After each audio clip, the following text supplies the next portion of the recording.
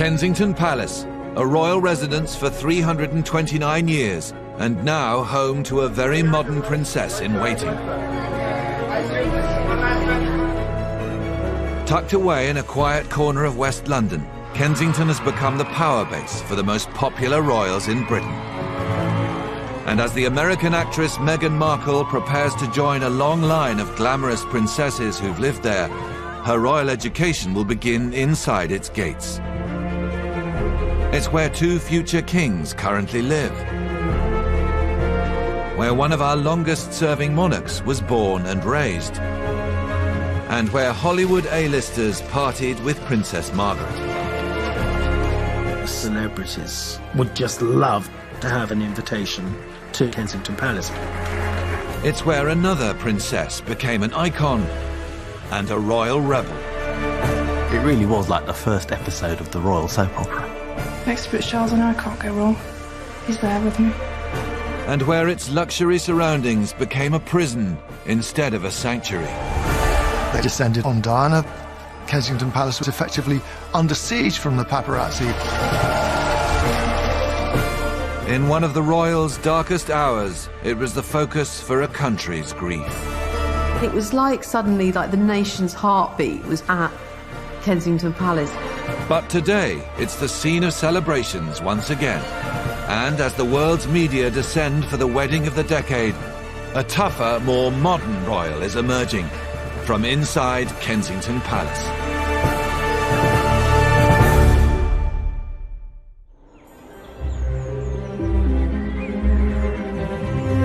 Hidden away in London's Kensington Gardens is the royal family's most exclusive and private building.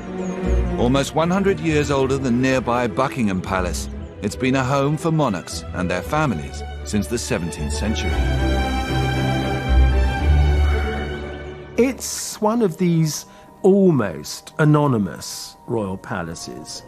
It doesn't kind of scream out at you. It's rather like a very rambling country house. 400,000 visitors each year are allowed to walk through its staterooms. But the public areas are only a tiny fraction of the entire estate. What we never see is what makes Kensington Palace unique. Beyond the security cameras and high fences is the heavily guarded residential area, home to a whole array of princes and princesses.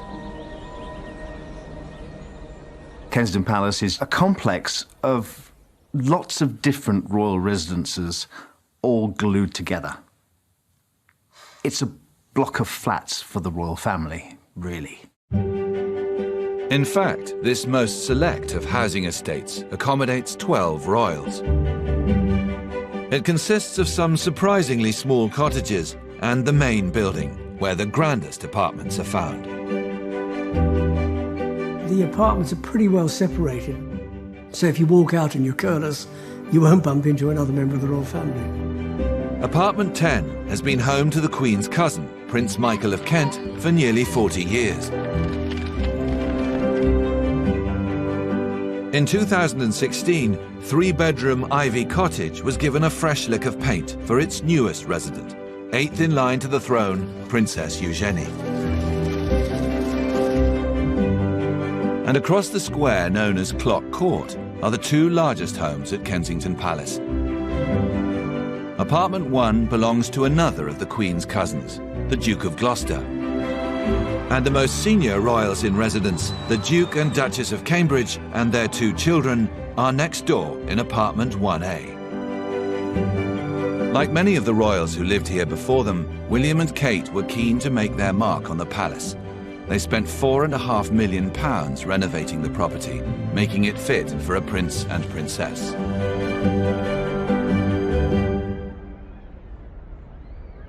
For most of us, an apartment or a flat would be maybe a bedroom or 2 and maybe a living room and some kind of small kitchen. In Kensington Palace, Kate and Will's apartment is 4 stories.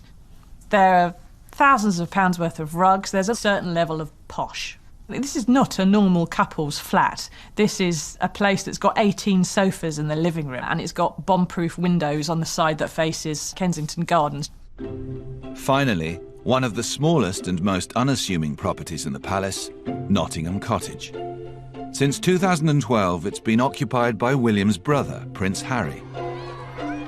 Prince Harry lives in Nottingham Cottage, which is a little sort of 2 up, 2 down, bijou little place, which is perfect for a young, single, swinging man about town. It was a starter home, certainly a perfect bachelor pad. It has a very sweet garden, Nottingham Cottage, and one of the first things Prince Harry did was put a hammock in it so he could chill out in the, spring and summer days. And he very much made that apartment his own. But it wouldn't stay a bachelor pad forever. And in November 2017, Nottingham Cottage was the unlikely site of an historic event, one which would ultimately bring yet another princess to live at Kensington Palace.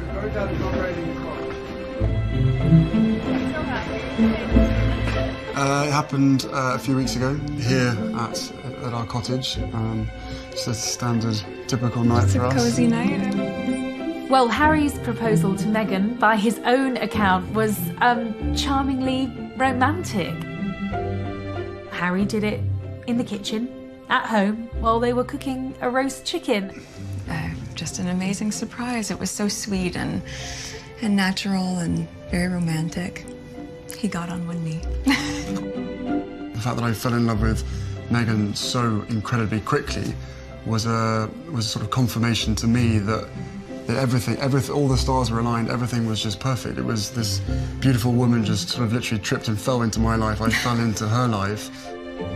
Compared to the rest of the royal estate, Harry's small cottage will be a humble start for a princess. We know from Harry being very open about wanting children that a family is on the agenda. And there's a lot of rumour that the Duke and Duchess of Gloucester's apartment, which is apartment 1 at Kensington Palace, will become available. And of course it's perfectly positioned right next to William and Kate's. They really will be even closer than they are now. Already, Meghan's arrival has brought Hollywood glamour to the centuries-old palace. But not for the first time. In the 1960s, it was also home to one of the world's most stylish women. It was indeed a glittering occasion, and Londoners were there in great strength to see the arrival of the Princess Margaret. Princess Margaret was bigger than Diana in her day. Whatever she wore was copied. There were perfumes named after her and lipsticks. Whatever she did made the front pages.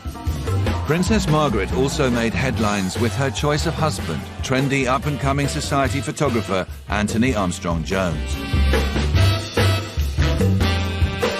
Everybody was extraordinarily surprised. Here she is, marrying a photographer. He'd been to Eton and all that, but he was not the expected match. After their wedding, the Queen gave this glamorous couple the keys to a grand London property in the royal estate, ushering in the beginnings of a new era for apartment 1A and the whole of Kensington Palace.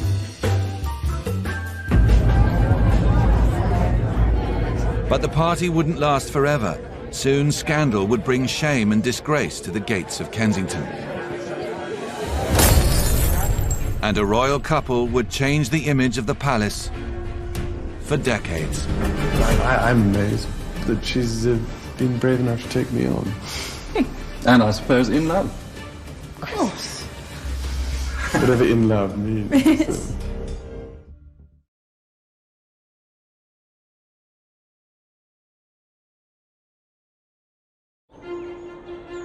Kensington Palace, a spectacular royal housing estate and ground zero for a 21st century royal revolution. Most notably home to the third and fourth generations of the House of Windsor. The most popular royals in Britain are about to be joined by the newest of a long line of princesses based at Kensington Palace, Prince Harry's fiancée, Meghan Markle.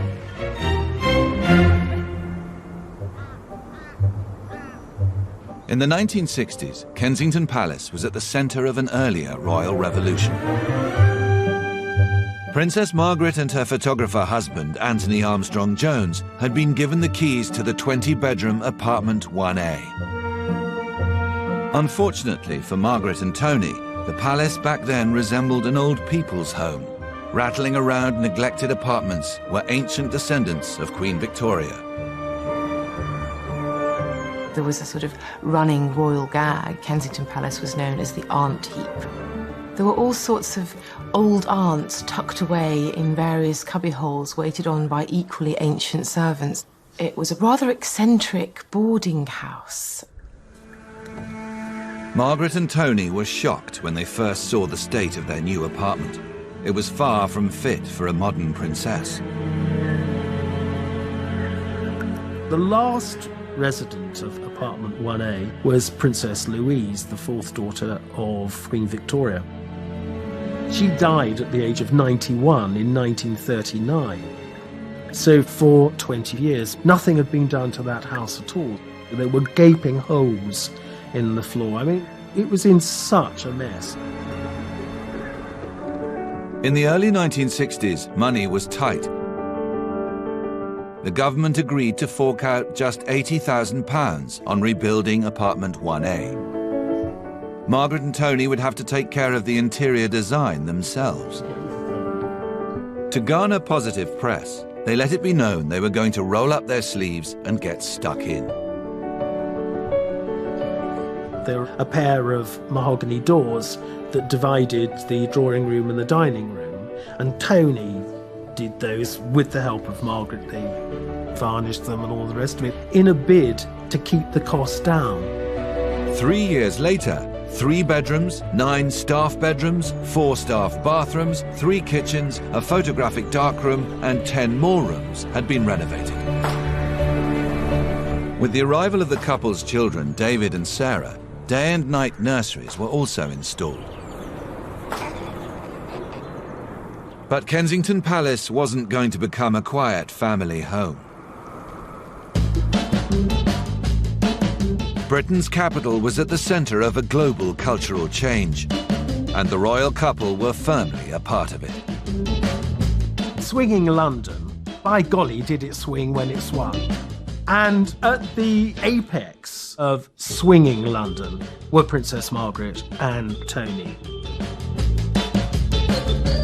They were invited to every premiere and party. But the hottest ticket in town was an invite back to Kensington Palace.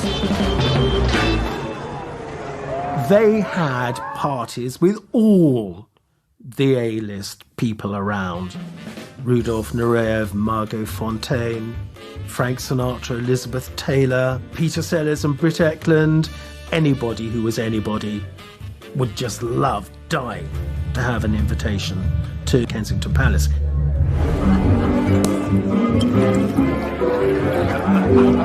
It was the first time that the arts and the establishment really met and mingled. The princess loved them. She was a very good pianist. They were great fun. Margaret and her husband may have transformed Kensington Palace and made it into a celebrity hotspot. But behind the glamorous veneer, their home life had become a struggle for both.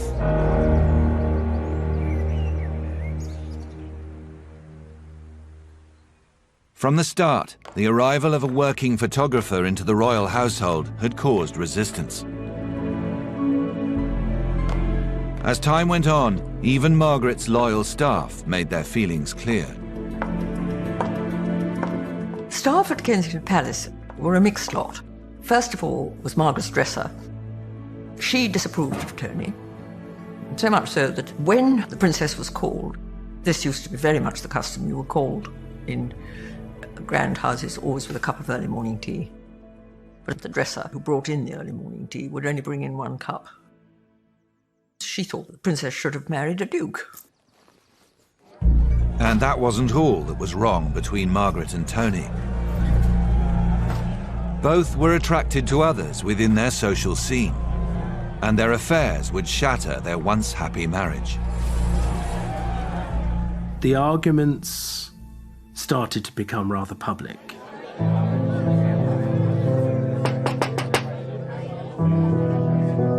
There was one occasion when she wanted to leave, he didn't. He hid under a table. it all became rather ugly. Eventually, it became clear to Margaret and Tony that their marriage was over.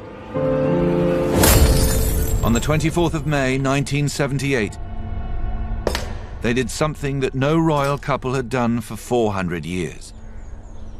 They divorced. Margaret, now a single mother of two, retreated inside, and Kensington Palace fell silent.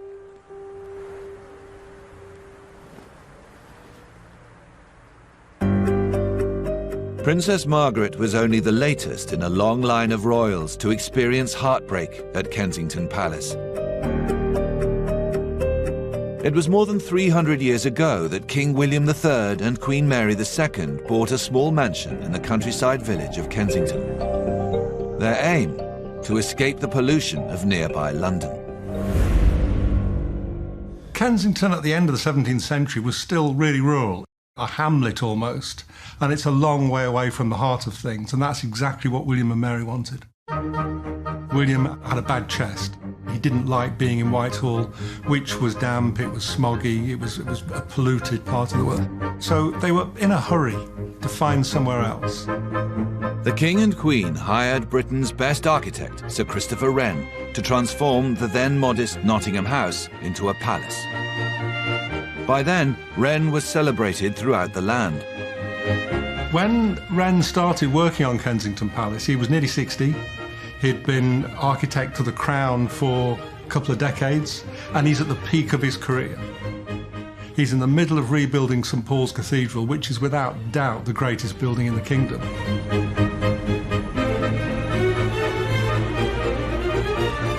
He's the arbiter of taste in 17th century England. With William's health suffering in London, the King and Queen wanted the palace completed as soon as possible. Wren was pushed very hard to make Kensington habitable within 6 months. That might not seem too much today. Think that St Paul's Cathedral took 35 years, and Wren is being asked to remodel a palace at Kensington in months. To house the King, Queen and their 600 staff, he extended the original building by adding 4 pavilions and 2 large wings, eventually creating 3 new courtyards. This immediately changed not only the sort of function of it by making it bigger, but also it looked architecturally like something more impressive and elaborate, and therefore became a home befitting a king. Wren's additions to the building transformed it forever. After a fire there in 1690, he adds on what they called then the new gallery building, or they call it the King's Gallery. So he created a new south front, which is the best thing about Kensington Palace. The plain red brick, the sash windows, the Portland vases along the top are a perfect example of that English Baroque, which is an austere intellectual style. In 1692, the work was completed.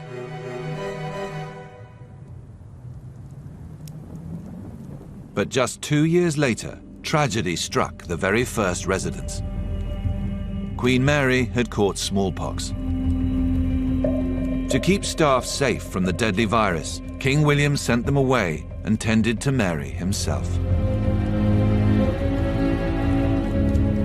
This was quite extraordinary, the fact that the reigning king would risk his life by attending his wife during such an illness, and the fact that he was prepared to put her above everything.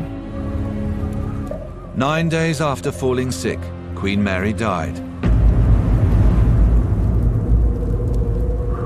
8 years later, her dutiful king would also be dead, succumbing to pneumonia caught at the palace. Although the lives of William and Mary were cut short, their creation has stood for more than 3 centuries as a home for other kings, queens, princes and princesses. And their legacy is also visible in the gardens that surround the palace today. They were both king gardeners. They both loved horticulture. They wanted to create gardens like the ones that they'd had at home in Hetlow in Holland. They wanted it to be a garden that would rival William's cousin. Louis XIV at Versailles.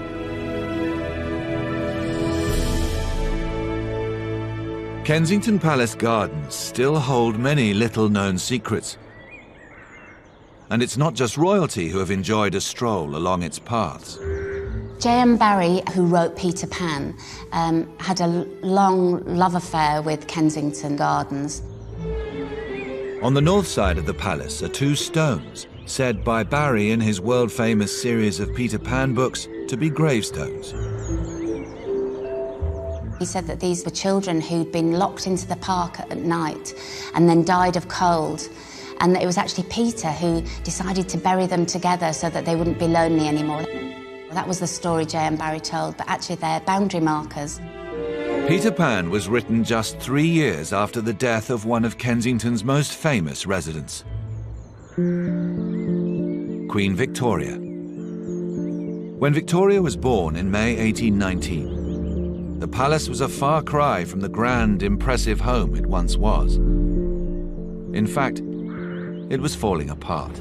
The palace had really fallen into disrepair because Victoria's various wicked, drunken uncles had practically bankrupted the monarchy. When her mother asked her what she wanted for her birthday, she asked to have the windows cleaned. But young Victoria's greatest problem wasn't dirty windows. It was the plan hatched by her controlling mother, Princess Victoria of Saxe-Coburg-Saalfeld, also known as the Duchess of Kent. It was all about control and keeping her own position and securing her own future by making sure that her daughter, the heir to the throne, was entirely dependent on her. The palace gave its name to a strict set of rules the Duchess imposed on Victoria. It became known as the Kensington system, and it was ruthlessly enforced by the Duchess and her most senior staff. You've got an ambitious Duchess of Kent who wanted to be the power behind the throne of the young Queen Victoria when she succeeded her uncle William IV. The Kensington system meant that in the public eye, the Duchess and her daughter were to be absolutely inseparable. Victoria wasn't allowed to walk downstairs on her own. She wasn't allowed to sleep alone. The Duchess designed the system to make Victoria rely on her totally. She hoped that when the young princess became queen, she could continue to control her. But her plan ended in disaster. It drove a wedge between mother and daughter. And more than 100 years later, another princess would face her own battle for control at Kensington Palace. There was no sign of the Princess of Wales this morning. She appears to be keeping a low profile. Life for Diana inside Kensington Palace was very much that of an open prison.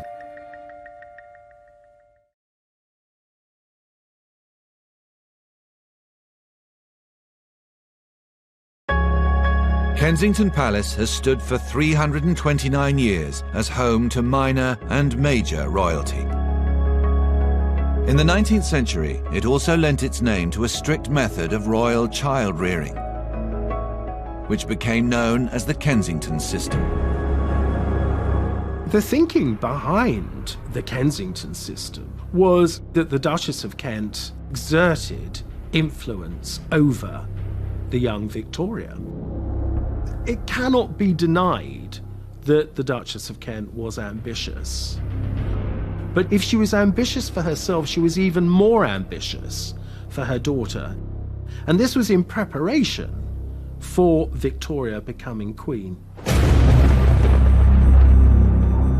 In 1837, after 18 years of living under the system, Victoria was woken to be told her uncle was dead and she was now queen. Finally, it was the moment Victoria's mother hoped she would seize control as the power behind her daughter. Sadly, for the Duchess of Kent, the Kensington system was an absolute disaster. It had produced precisely the popular, fresh young monarch who the people craved. And because Victoria was so popular, it also gave her the confidence to reject her mother. This whole system worked, but it also drove a wedge between mother and daughter, to the extent that when Victoria ascended the throne, 3 weeks later, She moved out of Kensington Palace and into Buckingham Palace, becoming the first sovereign to live there. The Kensington system had failed the Duchess, as Victoria sidelined her mother completely. But the palace itself had helped shape one of Britain's greatest ever monarchs. And remarkably, her strong family connection to the palace lived on there until 1981. Princess Alice of Athlone kept herself very much to herself. People wouldn't really have known who she was. Fascinating thing about it, she never had a car. This never fazed Princess Alice. She always went around on the number 9 or the number 52 bus. There was one famous occasion. Princess Marina was returning in her Rolls Royce. She said to her chauffeur, "Look, there is Princess Alice, do stop." So she said, "Auntie Alice, we're going back. Would you like a lift?" And Princess Alice looked up and scanned the sky and she said, "I don't think so, Min, I'll take the bus. It's a lovely day." How many people, I sometimes used to wonder, standing in the bus queue, realised that this was Queen Victoria's last grandchild. As Princess Alice saw out her final days inside Kensington Palace, a new, more modern face of royalty was preparing to move in. In February 1981, King-in-Waiting Prince Charles announced his engagement to Lady Diana Spencer. When the couple stepped in front of the cameras, the world was enchanted by this modern-day fairy tale. The popularity of the Prince and Princess of Wales at the time of their marriage was off the scale. I think the Charles and Diana story really kicked off the soap opera element of the royal family. I think the reporting became less deferential. It really was like the first episode of the royal soap opera. Charles and Diana immediately started planning their future together. Charles had been living at Buckingham Palace like all the Queen's children had, and he'd gone to the Queen and said he wanted a home where he could raise a family, and so a very large apartment was earmarked for them at Kensington Palace. Diana and Charles were the world's biggest celebrities. So to have them in a place which was easily accessible to the public, remember it's right next to Kensington Gardens, so people can walk past it all the time. You can look in the windows, you could wave at her if you felt like it. Lady Diana's father this morning said he thought she'd make a very good housewife. Oh, that's nice when you said that. We've yet to see. As heir to the throne, Charles and his wife Diana were entitled to the grandest property on the royal housing estate. But Princess Margaret lived in apartment 1A. So Charles and Di were given keys to the next largest, the combined apartments 8 and 9, and immediately set about making them fit for a princess. Diana was going to have the final say on decorating Kensington Palace apartment. She got her mother in to help, and she brought in an interior designer called Dudley Poplack, and he chose the fabrics and the colour schemes. It was all done with a great deal of style and panache. In June 1982, interest in Kensington Palace went into overdrive when a new resident arrived, Prince William.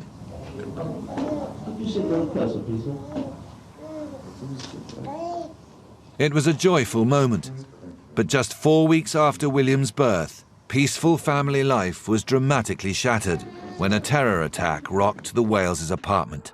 The bomb went off, 2 soldiers killed along with 7 horses. The effect was devastating. The IRA blew up a detachment of guardsmen, still etched on the memory. Dead horses, dead guardsmen. Horrifying. This was the latest IRA terror atrocity on British streets. The bomb was designed to kill as many as possible and was packed around with nails. They had exploded a bomb on the road leading directly to Kensington Palace, and royal security was ill-equipped to deal with such a devastating attack. In those days, the Queen was guarded by a man who didn't carry a gun but a rolled-up umbrella. And the security at Kensington Palace was so lax that if they were sent a padded envelope, one of the members of staff would be told to throw the envelope against the wall and quickly shut the door. And that was their way of testing to see if there was a bomb inside. The fears are now that this may herald the start of a new IRA terror campaign in London. With the bomb exploding so close to Kensington, shockwaves were sent through royal security. Their greatest fear was that the next target could be Kensington Palace itself. Everybody in public life was a potential candidate for assassination. And there was a significant threat level against members of the royal family. Now, royalty protection was increased in its numbers. There was almost a bottomless pit of cash, and equipment was available. In the aftermath of the blast, Kensington Palace was transformed from a relaxed royal home into a fortress. Access to the Waleses was now tightly controlled. Every palace press call was under strict supervision. Prince William had brought a ball along to play with, but all that really interested him were the cameras. Restricted access for royal reporters meant any news coming out of the palace was thin on the ground. Most of the time in the royal family, they don't want stories to get into the public domain. Since the heyday of the press in the 40s and 50s and 60s, the royal family have come to realise they have to deal with it. The proud parents with their baby son and heir, David Albert Charles Viscount Linley. To accept that there's going to be some intrusion and that there is a benefit to that, which is that if it's handled correctly, the royal family remains something that has public support in the UK. The job is to try and paper over the cracks and keep a happy face and keep the ship sailing. You got a glimpse of family life, I suppose. There was no question and answers about how life was going. You got what you were shown, which was William can now crawl, William can now walk. In 1984, after the birth of Prince Harry, access was restricted further. For the press, the only regular glimpse of the young princes was on the school run.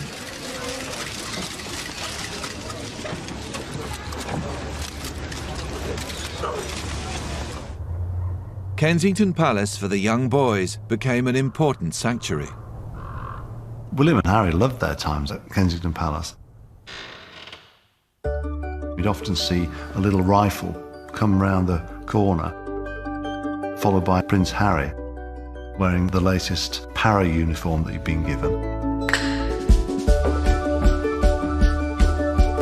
And they used to like hosepipe fights when they were washing the cars.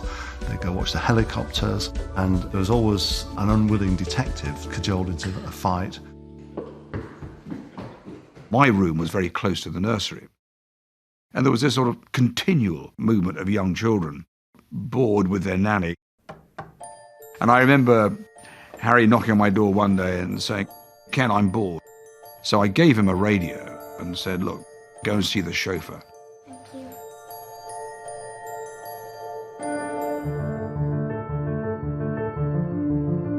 20 minutes later, I was rather worried that he hadn't come back.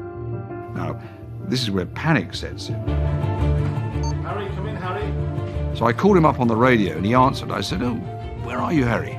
He said, "Just a moment."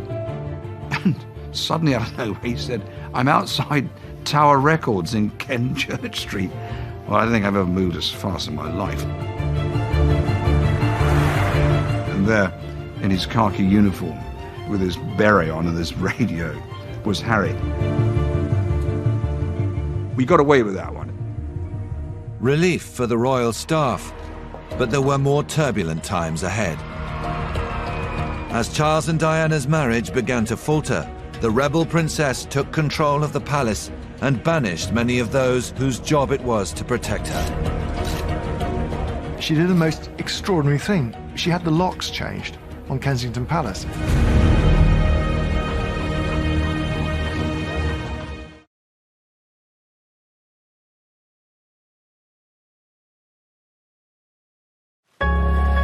Kensington Palace, soon to be home to a new princess, Prince Harry's American fiancée, Meghan Markle. Over centuries, the palace has played host to many different kinds of resident. In the 1940s, the military moved in.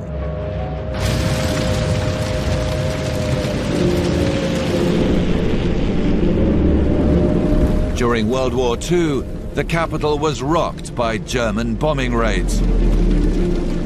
Kensington Palace was shut down. Its royals evacuated to the countryside, and it was converted into a heavy artillery base. There were anti-aircraft guns at the palace, there were the barracks behind, and there was a detachment of Royal Air Force. So it was quite a heavily garrisoned area. On the 4th of October 1940, as London burned, Kensington Palace was nearly wiped out. An incendiary bomb ignited, setting the palace on fire. It was the first of many hits the palace took, and by the end of the war, large parts lay in ruins. In 1945, London began its rebuilding, but work wouldn't start on the palace for another 11 years. There was a sense that the royals couldn't jump the queue or be seen to kind of get their own house in order before everybody else. And so it did take time to bring about the repairs, but that was seen as very much the right thing to do. But could Kensington Palace have a secret wartime past? Historians like Helen Fry believe that it does, and that it served as more than just an artillery base during the war. There's an area behind Kensington Palace, the paddock, that George VI signed off permission for the War Office to use the north end of the paddock for special purposes. This secret request for the palace's land came on behalf of a little-known department of military intelligence known as MI-19. This covert group was responsible for the detention of German prisoners of war on British soil. MI-19 also seized control of 3 grand houses next to the palace. The houses became known as the London Cage. Cage is like a slang for interrogation quarters, and it was there that over 3,000 German prisoners of war and high-ranking Nazi war criminals were interrogated. MI-19 had taken over the grounds in order to make them part of their hidden prisoner of war camp to house and exercise German POWs. We know from aerial photography that there was barbed wire, it was heavily guarded, it was secluded from the public eye. But behind locked doors, this undercover prisoner of war camp in the heart of Kensington may have held an even darker secret. Helen Fry believes German prisoners were marched into the neighbouring houses for brutal interrogation. Prisoners were told to write down their version of events.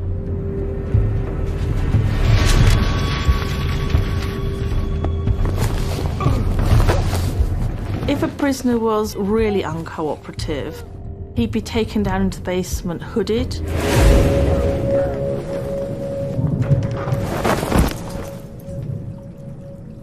It was down there in converted cells and interrogation rooms where some of the prisoners were struck or they had to stand for 48 hours. Some were starved. There was bright light treatment, like a Soviet-style prison. Pretty horrific.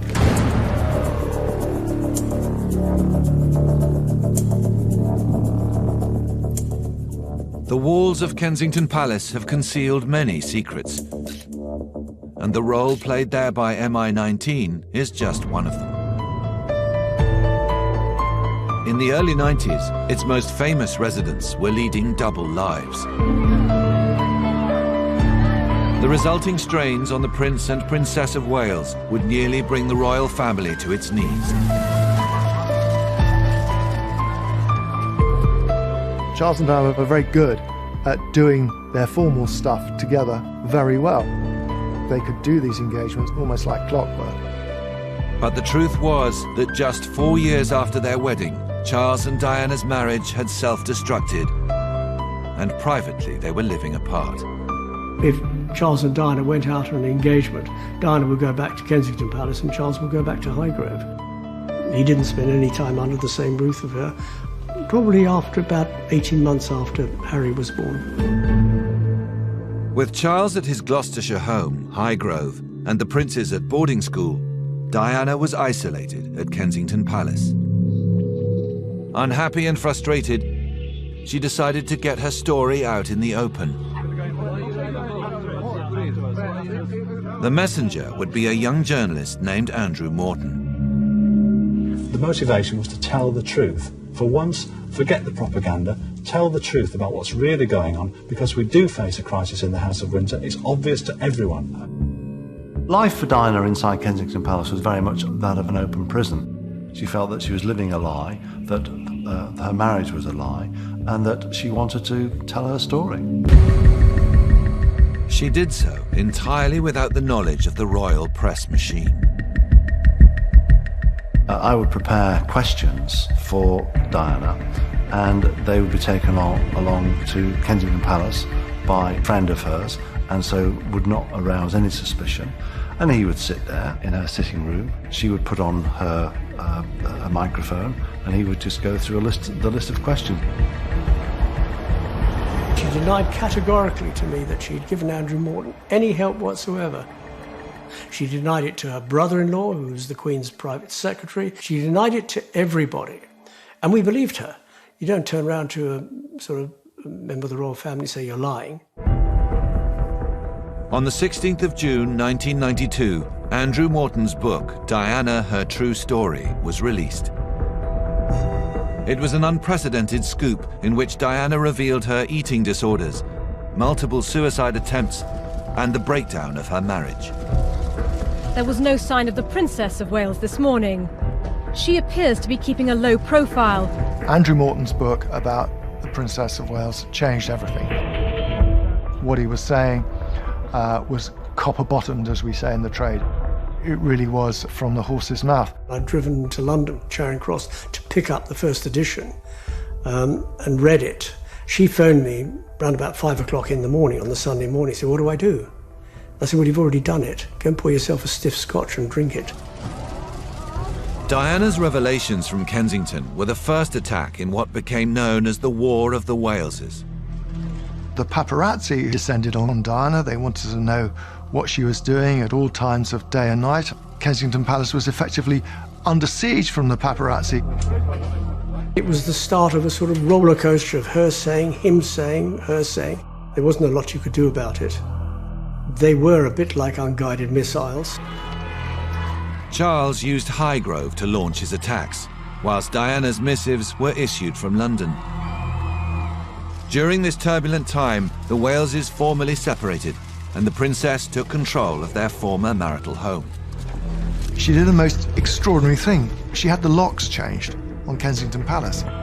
All Charles's staff have keys, and she didn't want them poking around, and she didn't want them, bluntly, in her home. Afraid her every movement was being reported back to Charles, the princess made a bold decision. She sacked her police protection. Diana increasingly found her police protection oppressive. Rightly or wrongly, she felt that they reported on her, that because they were with her 24 hours a day, they were in a position to tell Charles what she was up to. All the policemen were linked to Prince Charles. So the whereabouts of the princess in London, whom she met, who she saw, who she entertained, everything was sent back to Prince Charles, and the princess had had enough of it. She said, "I'm sorry, I do not want him to know where I'm going. This is my life, not his." But as Diana quickly discovered, maintaining her privacy would be impossible. Outside of the gates at Kensington Palace, she was being besieged by not only the paparazzi, but by members of the public. But she wanted to try and put her feet into this world of normality. Princess Diana was at her gym again. The photographers weren't happy. Very funny, Mum! Woohoo! Diana was in a difficult situation because she'd been playing with the press. And then she decided she didn't want to, and she experienced what a lot of celebrities have done, which is to realise that you can't have one and not the other. You play the game or you don't play the game.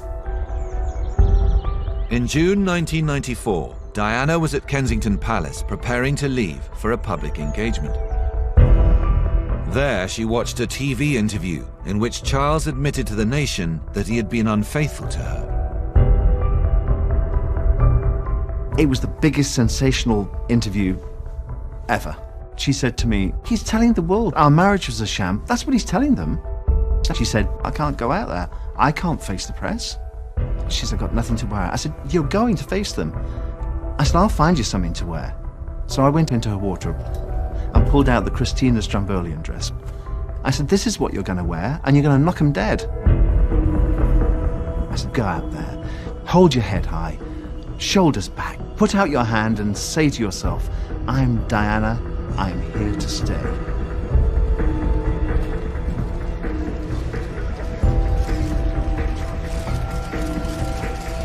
She did it. She did it.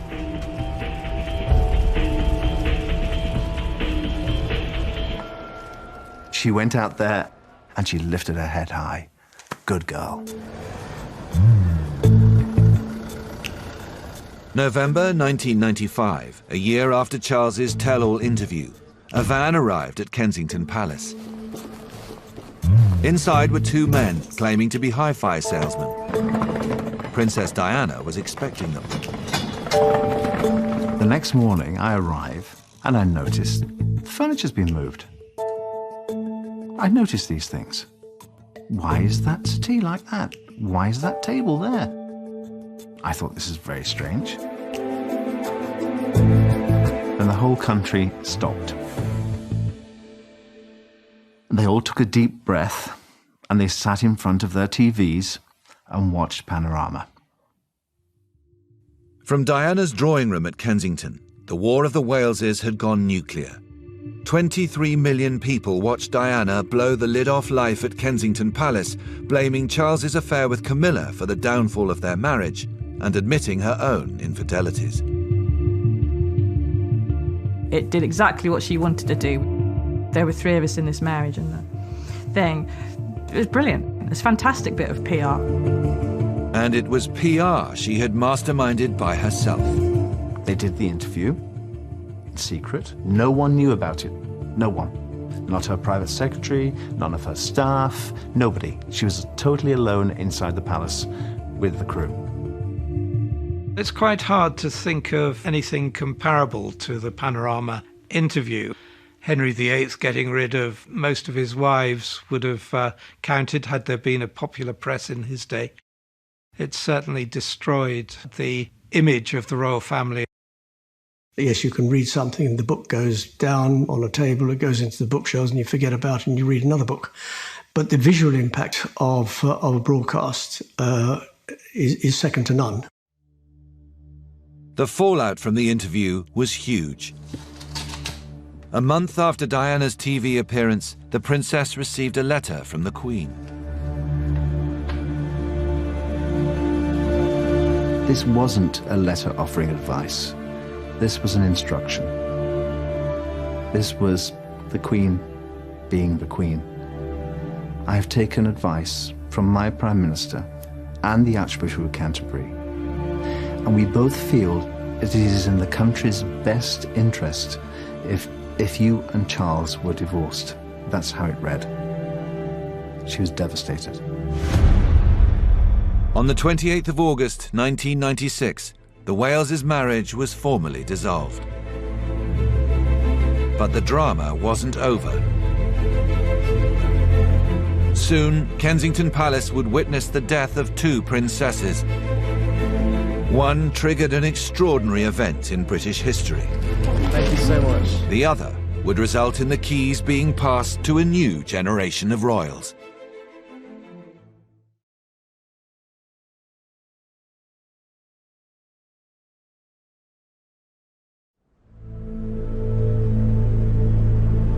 On the 31st of August, 1997, Princess Diana was killed in a car crash in Paris. Kensington Palace her home for the previous 16 years became a focus for the nation's grief. Royal tribute started arriving about 5 o'clock in the morning. Now, I lived up at Kensington Palace, and when I went home that night, I walked into Kensington Gardens to have a look, and there was a buzz of people. And there were night candles burning all over the place, and there was already a carpet of flowers. Every hour, the floral tributes grew. Soon, they were 1.5 meters deep, covering the palace gates. And by the end of the week, there was a lake of flowers. People might go home for a bit, and then they were coming back again. I mean, I saw the same people. What had started here with a few bouquets laid at the palace gates has transformed itself into the world's most powerful visual display, expressing grief. I remember sitting inside Kensington Palace and the smell of lilies and flowers coming into the apartment. It was overwhelming. And I thought, my goodness, that was all she ever wanted in her life, was to be told, you're loved. And today the crowds were still flooding in. Critics sort of described it as this kind of mass hysteria. This is the centre of London, and people are just stopping and sobbing. It was a very un-English expression of public grief. And today, it has carried over into other celebrity tragedies. Before Diana's funeral, the decision was made to take her body back to Kensington Palace. When she came home, I felt that was right. I felt as if I could take care of her once more for the last time. I put one hand on the coffin, and I felt as if her presence was in that room. So I had an address book to read. A. Attenborough. I said, do you remember that day when he flew you in a helicopter? Adams, Brian Adams, remember him? Oh, well. Do you remember what he said to you that night? Well, I can't repeat that, but... It was a journey through the princess's life, right down to X, Y, and Z.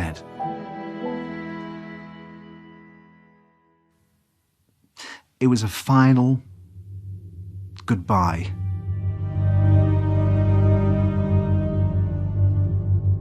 On the morning of the funeral, Princes William and Harry were taken to see the flower memorials and to meet well-wishers.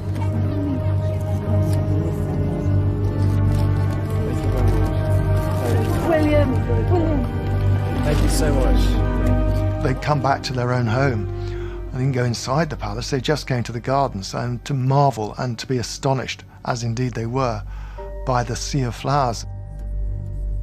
And yet it was heartbreaking too, because here were these young boys who'd suddenly lost their mother. The world had been clamouring for a glimpse of them all week. There's a saying in royal circles, you don't wear private grief on a public sleeve. And by goodness, they show that. They were probably hurting inside, but they talked to people, they smiled at people, they thanked them for remembering their mother.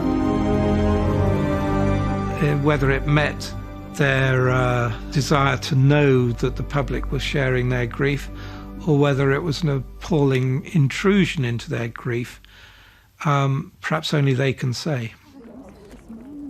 After the funeral, Princes William and Harry left their beloved childhood home with all of its memories to live with their father at Highgrove. It would be another 14 years before they would be back living at Kensington Palace. Diana's apartment was stripped. Every single possession, every coat hanger, every light bulb, every light fitting, the carpets, the underfelt, everything. It became a more sadder building for it. In the aftermath, Charles proposed radical plans to transform Kensington Palace. Charles's view was that Kensington Palace should be emptied of all the royal relatives, and it should become a permanent home for the royal collection of arts, antiques and other treasures. But the plans never came to fruition. Did the Queen oppose the move? If so, that would explain why her relatives were allowed to stay.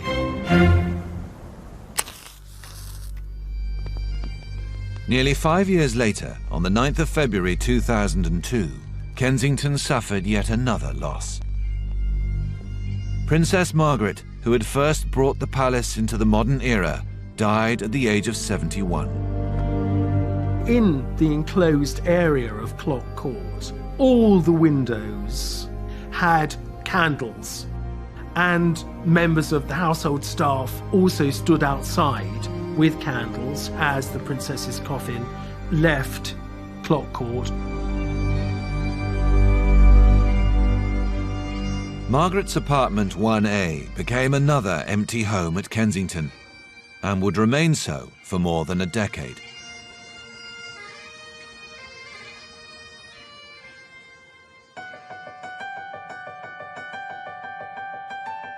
During the 80s and 90s, Kensington was a place of turmoil for many. But for one young royal, it held happy memories. So perhaps it's no surprise that in June 2013, Prince William moved back home. Having married Kate, Duchess of Cambridge, William decided that Kensington Palace would once again be a home fit for a princess. William always knew that he wanted his married life, his family life to be based at Kensington Palace, which is hardly surprising when you think about it. I think it's a really rather lovely tribute that Diana's sons have wanted to start their married lives there, continue their family lives there, make it their court. Today, Kensington Palace is once again a power base for the royal family. And as the nation awaits a fairy tale wedding and the crowning of a hugely popular American princess, this beautiful woman just sort of literally tripped and fell into my life. I fell into her life. All eyes will be on this historic home.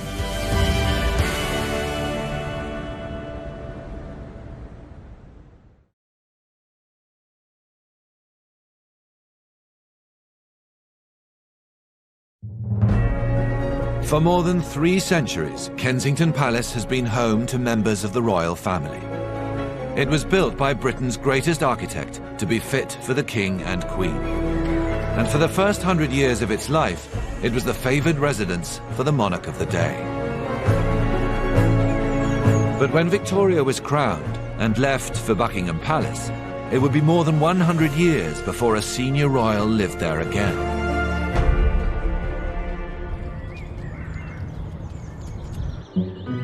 In the 21st century, Kensington's fortunes have ebbed and flowed.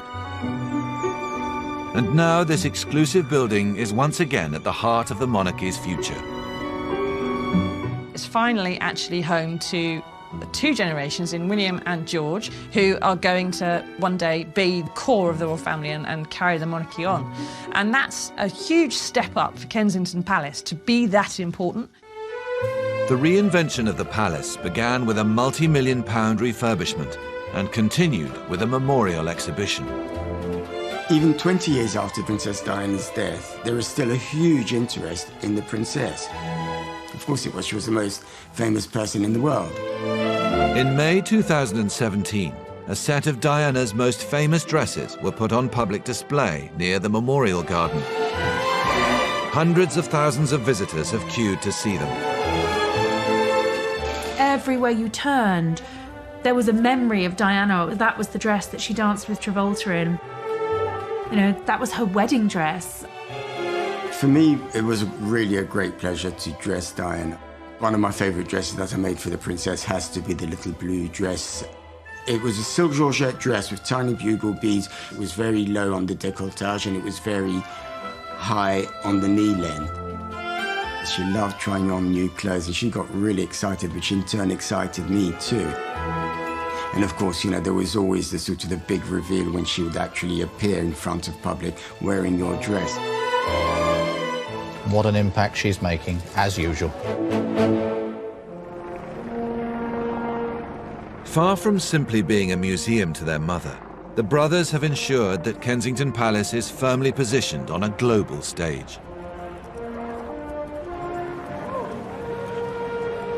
It's here that William and Harry have welcomed some of the world's most powerful people, including, in 2016, the Obamas. This is the leader of the free world, the President of the United States, coming to Kensington Palace for supper with the Cambridges, the #1 glamour couple in the world. I think both sides were reflecting in each other's glory, if you like. It was a good photo call for America, and it was a very good photo call for Great Britain. When the former president and first lady were taken inside, we were offered a rare glimpse of life behind the doors of this hidden home. People have this idea of what a palace must be like, but it's not like that. Kensington Palace is a real home. It was actually the first time that we got to see inside Kensington Palace after this incredibly expensive refurbishment, and actually very charmingly got to see Kate interact with George. There's a lovely picture of her crouching down while George is on a rocking horse, and he's obviously ready for bed in his pyjamas and his dressing gown. But the publication of photos of the royal children was criticised by some. If you spend a lot of time arguing that your child's privacy shouldn't be invaded, then publishing a photograph of them in a dressing gown in their own private home, are you sure you want to do this? The photo call was an early example of the young royals taking charge of their media relations. After witnessing their mother's fraught relationship with the press, William and Harry have been keen to manage their own in a different way. It's inarguable that the way the press behaved with Diana and Diana behaved with the press has influenced William and Harry's attitudes towards the media. Kensington Palace tweeted earlier that they'd also like to thank everyone for their warm wishes.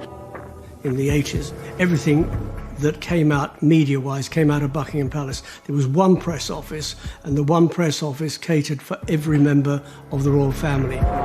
But now, Kensington has its own press team. They now have a sort of little mini court, Harry and William, at Kensington Palace. They want to control the media because they have seen from their mother that if you can control the message, that you get your side out there. In 2015, the Duke of Cambridge used his personal communications team to issue a notice to press and public alike. Prince William put out a statement asking for more privacy and detailing some of the things that photographers had done in order to get photographs of his children. They are going directly to the public. You know, that press statement went out on Twitter. They realise that they've got a voice through their social media and they're going to use it. If you can persuade the public that they are being mistreated, then you may perhaps stop the appetite for buying the magazines in the first place, which reduces the market for the paparazzi pictures in the long run.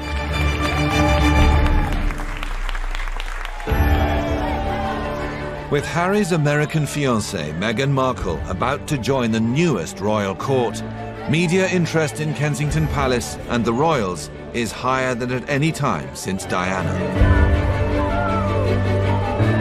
Prince Harry marrying Meghan Markle, it's a massive step for the monarchy because she breaks the mould in many ways. She's an actress, she's a philanthropist, she's an American, she's a divorcee. But I think it goes so much deeper than that. Meghan, from everything we've seen about her, is a feminist. She's a very modern woman. She's got great ambitions, I think, to do a lot of very good work. The causes that have been very important to me, I can focus even more energy on because very early out of the gate, I think you realize once you have access or a voice that people are willing to listen to, with that comes a lot of responsibility. I know the fact that she'll be really unbelievably good at the job part of it is obviously a huge relief to me because she'll be able to deal with everything else that comes with it.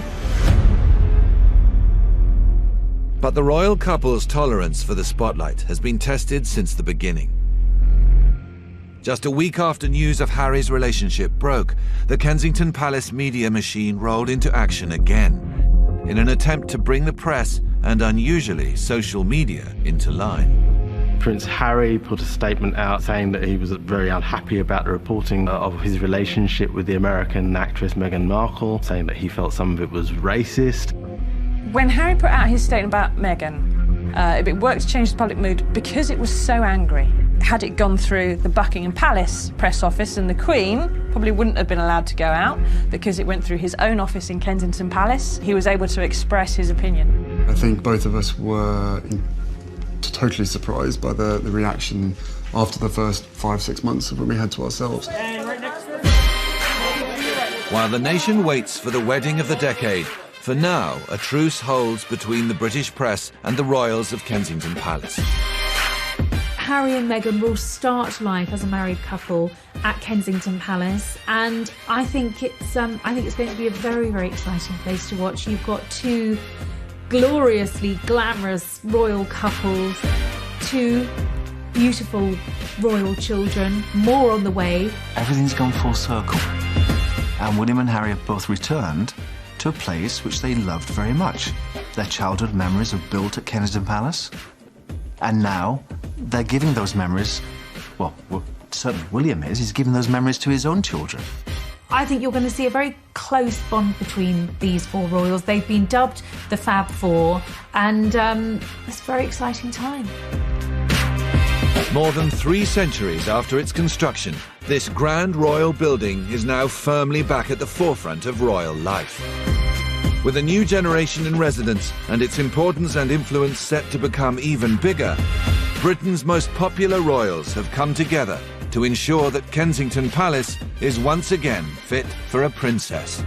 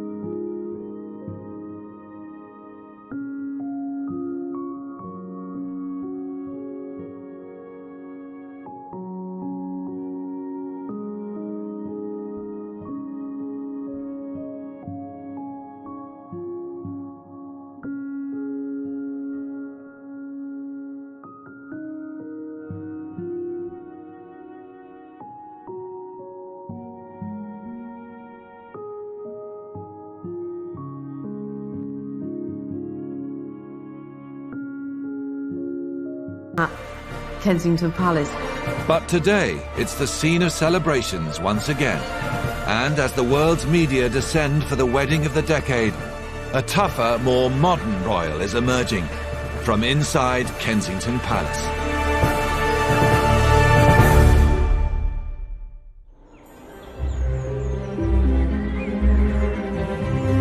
Hidden away in London's Kensington Gardens is the royal family's most exclusive and private building. Almost 100 years older than nearby Buckingham Palace, it's been a home for monarchs and their families since the 17th century.